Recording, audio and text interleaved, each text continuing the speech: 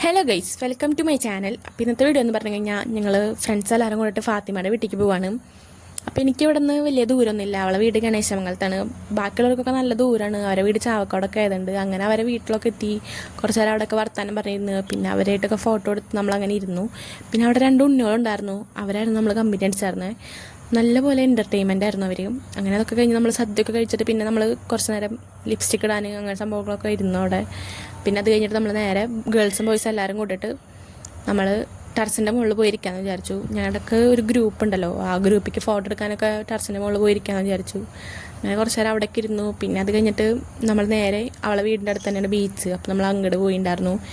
കുറച്ച് പേരൊക്കെ വീട്ടിലേക്ക് പോയിട്ടുണ്ടായിരുന്നു. ഉള്ളവർ വെച്ച് ഞങ്ങൾ വേഗം ബീച്ചിലേക്കൊക്കെ പോയി. വീട്ടിലേക്ക് പോകാൻ ടൈമൊക്കെ ആയിട്ടുണ്ടായിരുന്നു. അങ്ങനെ ബീച്ചിലൊക്കെ പോയി കുറച്ച് നേരം കളിച്ച് ഇരുന്നു.